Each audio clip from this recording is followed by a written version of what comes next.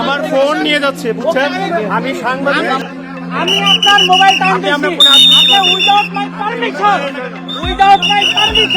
যেখানে আমি আমার মতো সাংবাদিক সেখানে নিরাপদ নাই, সেখানে আমি মনে করছি সাধারণ মানুষ কোনোভাবে নিরাপদ নাই। আমি আপনি কিসের প্রার্থী? হ্যাঁ, আমি ভোটার। আপনি সবাই এই যে সবাই এই যে আনারসের প্রার্থী, এই যে বহিরাগত সাংবাদিক সহ কেন্দ্রে বিশৃঙ্খলা সৃষ্টি করতেছে।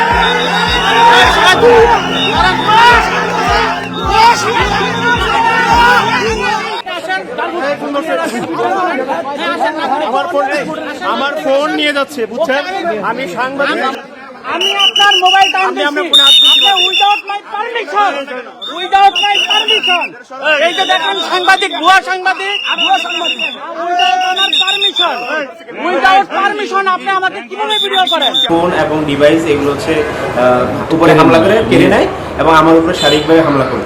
তো যেখানে আমি একজন সংবাদকর্মী হিসাবে নিজে সেফ না, সেখানে সাধারণ মানুষ কতটা সেফ, তাহলে ওই কেন্দ্রটা কতটুকু সেফ সেটা আমার নিয়ে আমি শঙ্কিত।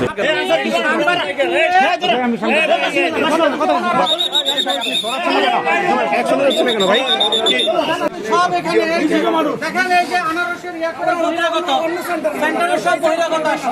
আনারসের প্রার্থী গোপন কাউল নিজে এবং তার ভাইরা সহ বহিরাগত হয়েছে 32 জন কেন্দ্রে। তারা একটা সন্ত্রাসী কর্মকাণ্ড চালাচ্ছে। ওই যে আজকের প্রকাশের সাংবাদিক সে সন্ত্রাসী কর্মকাণ্ড চালাচ্ছে। আমি প্রশাসনের দৃষ্টি আকর্ষণ করছি। সখীপুর এবং নড়িয়ার এমপি মহোদয়ের চাচাতো ভাই সুখন পাই ও তার কিছু অনুসারীরা মিলে হচ্ছে ভোটের অনিয়ম এবং দুর্নীতি করার চেষ্টা করছিল। তো এই নিউজ পেয়ে আমরা সেখানে নিউজ করতে যাই। তো নিউজ করে যাওয়ার পরে তারা হচ্ছে তাদের সেই পাতানো কাজে আমরা হচ্ছে বাধা সৃষ্টি হওয়াতে তারা আমাদের উপর ক্ষিপ্ত হয়। আপনি কিসের প্রার্থী? হ্যাঁ, আমি ভোটার।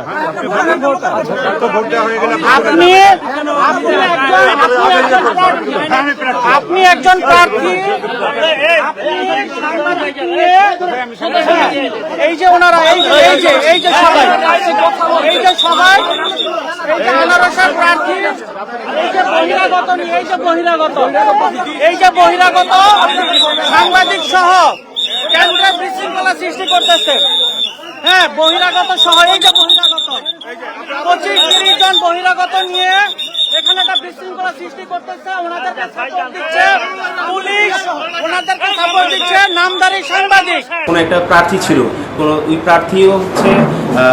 প্রার্থীকেও তারা হুমকি দিয়েছে এবং তাকে বেশ কিছুক্ষণ আটকে রাখার চেষ্টা করছে, কিন্তু পুলিশ প্রশাসন ছিল, তারা বিষয়টাকে নিয়ন্ত্রণে আনতে পারেনি। কি ব্যবস্থা নেবে? পরবর্তীতে হচ্ছে পুলিশ এসে, স্ট্রাইকিং ফোর্স এসে কিছুটা নিয়ন্ত্রণ করতে পেরেছে। বাইরের লোককে আমি ঢোকার কথা না, বাইরের লোক ওই সাংবাদিক